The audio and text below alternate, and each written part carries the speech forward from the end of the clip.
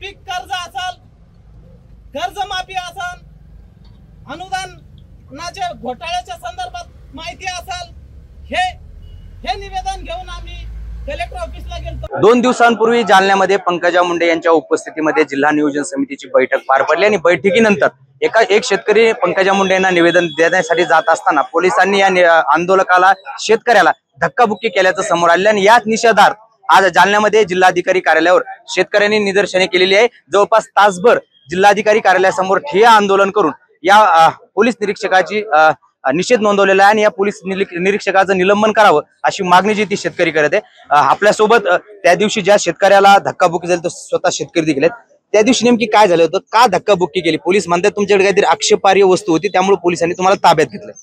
आता माझ्याकडे काय बॉम्ब नव्हता किंवा दारू गोळा नव्हता ना तलवार नव्हती। माझ्याकडे मी खातो स्वतः तंबाखू, तर चुन्याचा डबा होता। परंतु मग चुन्याचा डबा माझ्या हातात होता, निवेदन हातात होतं। मग चुन्याचा डबा मला का घेऊन इतकुसा चुन्याचा डबा काय अंगावर फेकायचा होता का? त्यांच्या फेकायचा जर असता मला तर मग मी तिथं एवढ्या सनदशीर मार्गाने गेलोच नसतो। मला अनेक ठिकाण आहेत ना, परंतु तसा कुठलाही प्रकार नव्हता। मात्र काय झालंय की त्या मुजोर अधिकाऱ्यानं कोणीतरी मागून ढकलल्याच्या नंतर मग तो मॉप आमच्यावरती ढकलून आला। नंतर तो खाली पडला।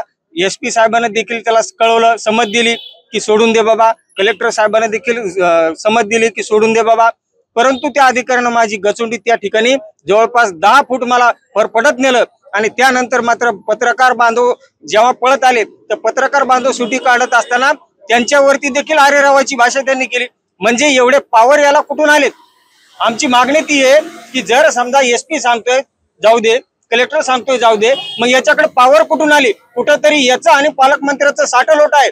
ज्या ठिकाणी पालकमंत्री ज्या ठिकाणून येतात बीड जिल्ह्यातून, तोच अधिकारी 8 दिवसापूर्वी बीड जिल्ह्यामध्ये होता। मग इथं आल्याच्या नंतर म्हणजे पालकमंत्री मुळात तिच्या फेवरचे अधिकारी, सगळे वसुली अधिकारी या ठिकाणी आणत आहे, सामान्य लोकांची गळचेपी करत आहे, हा आमचा आरोप आहे। आज तुम्ही 1 तासभर जिल्हाधिकाऱ्यासमोर ठिय्या आंदोलन केलं, आता काय मागण्या, काय पुढची भूमिका काय शेतकऱ्यांची? आमच्या मागण्या आहे की PI जे संबंधित PI ज्यांनी संबंध महाराष्ट्रातील शेतकऱ्यांच्या कमरेत लात मारलेली आहे त्या PIचं तात्कालीन निलंबन व्हावं, त्याला बडतर्फ करावं। तसेच आदरणीय पंकजाताई या ज्या जिल्ह्याच्या पालकमंत्री आहेत त्यांनी या संबंधित घटनेची दिलगिरी व्यक्त करावी आणि संबंध महाराष्ट्रातील शेतकऱ्यांची माफी मागावी ही आमची प्रमुख मागणी आहे। जर त्यांनी असं केलं नाही तर येणाऱ्या पावसाळी अधिवेशनात 30 जून पासून मुंबईत चालू होत आहे, त्या मुंबईमध्ये शेतकऱ्यांचं आंदोलन काय असतं हे आम्ही या सरकारला दाखवू।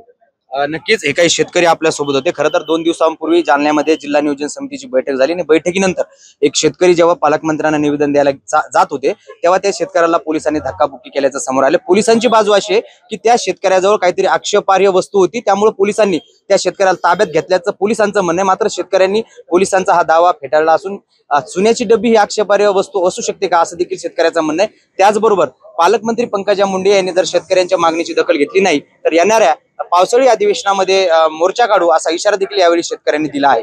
अक्षय शिंदे, साम TV न्यूज, जालना।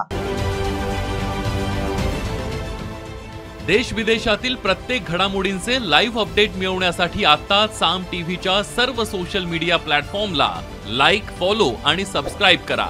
तसंच सर्व नोटिफिकेशनसाठी बेल आयकॉन प्रेस करायला विसरू नका।